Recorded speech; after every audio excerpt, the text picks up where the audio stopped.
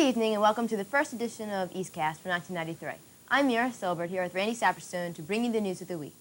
Tonight we are going to look over the highlights of 1992 here at East. Last February, two very talented history teachers, Mr. Cole and Mr. Steele, held a concert to benefit East's tennis program.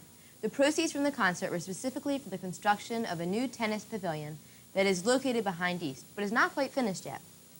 Their concert was a combination of songs by various artists who knew stardom in the late 60s and 70s, including Eric Clapton, The Who, The Eagles, Bob Seger, and the Rolling Stones. Their concert was a huge success amongst East students, and there are already plans for another one this year to benefit East's yearbook. And of course, it's very hard to forget last year's spring musical, Fiddler on the Roof. It casted over 100 students because of its abundance of male and female roles. The production included many unusual special effects and was a huge success as promised. Last April was the annual Model UN, where students applied the procedures and debated the issues concerning the Model UN. This program was affiliated with the World Affairs Club and last year involved 13 schools from the Delaware Valley. On the dates of October 26th and 27th, Cherry Hill East was visited by Big Al Zolak, who preached, "Do hugs, not drugs." Al is a former drug abuser looking to help students in need. Al presented his views on America's drug problem during his two-period assembly. Students were encouraged to speak about a variety of topics, including male-female relationships, violence, parental problems, and cultural issues. At the end of the double-period assembly, counseling was available in the library, and the day ended with an additional eighth-period assembly, because Big Al felt that it was important to end the day with something positive. On the night of October 22nd, Al also spoke to parents and students who attended his assembly. This was arranged because Al felt that communication within the home was of utmost importance.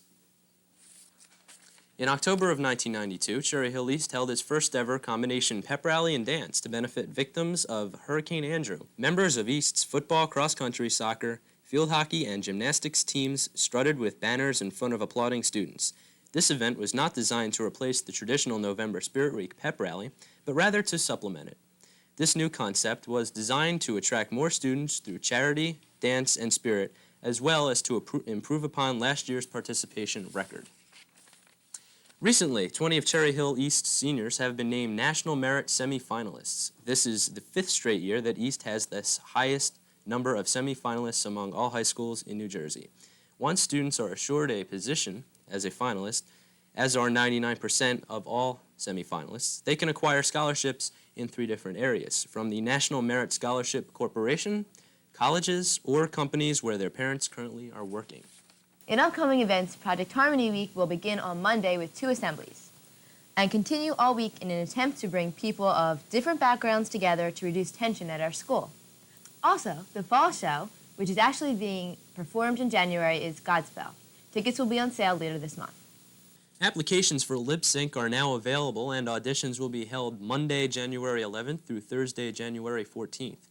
The show is Friday, January 29th at 7:30 p.m. I see Wes over there. He's sporting his Eagles shirt. What do you have to say about East sports, and how about those Eagles, Wes? In the holiday sports action this past week, Cherry Hill East's own Jill Marple and Diane Croft each scored 15 points, as the Cougars scored a 58-47 win over Ocean City. Other leaders were Danielle Pulliams with 12, Melissa Dipperbosian with 10, and Chris Reagan had 6. In another girls' basketball action, the Cougars had a disappointing loss to Holy Cross. The final score was 69-38.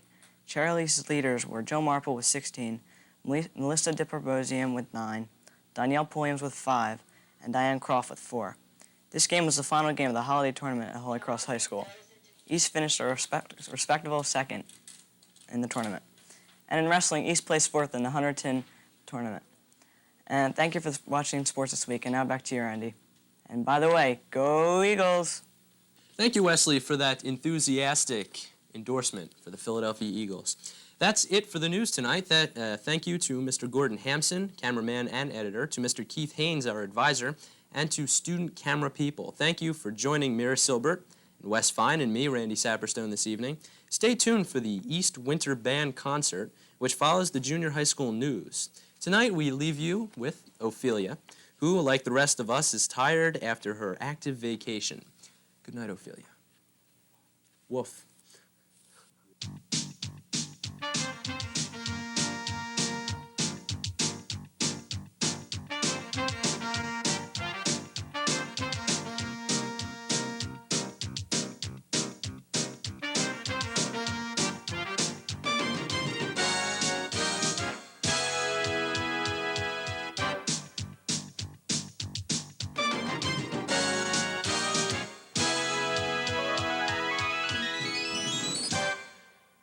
Good evening and welcome to the West Report. I'm Genevieve Garrido. And I'm Debbie Wickus. Welcome to 1993.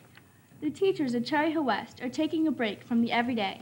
No more books, no more tests, and no more papers. That's right, your ears aren't deceiving you.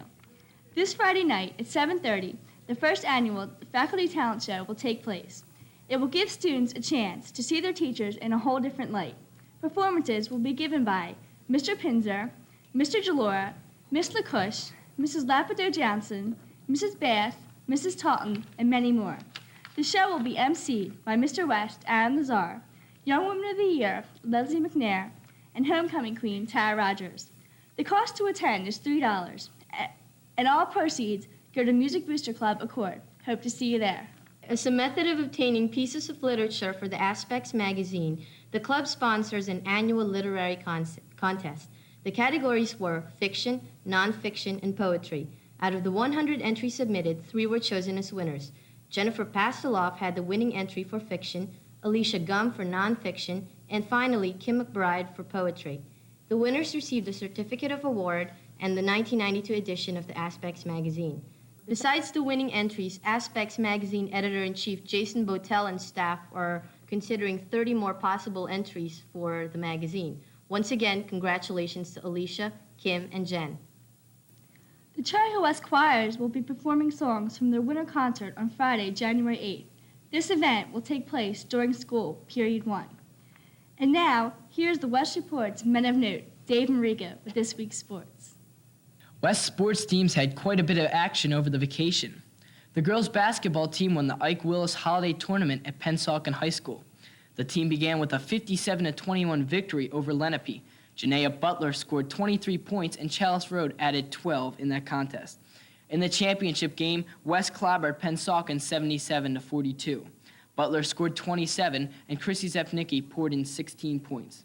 The team, which is now 3-1, is ranked 9th in the Enquirer Top 15 list and 5th in the Courier Post Top 10 list. Congratulations to Janaea Butler, Joanna Elias, and Chrissy Zepnicki for making the all-tournament team. Also, Janaea Butler was named the tournament MVP. Congratulations to those 3 players. The girls' team will play Camden and Overbrook this week. The boys' basketball team was victorious in the consolation final of the Overbrook Holiday Tournament. The team first lost to Penns Grove, 71-67. Anthony DeMichael scored 18 points, and Pat Boyce scored 15 in that game. The team, though, got their record up to 1-3 by beating Abasagami 69-68 in the consolation final. Anthony Succi led all of West's scorers with 22 points.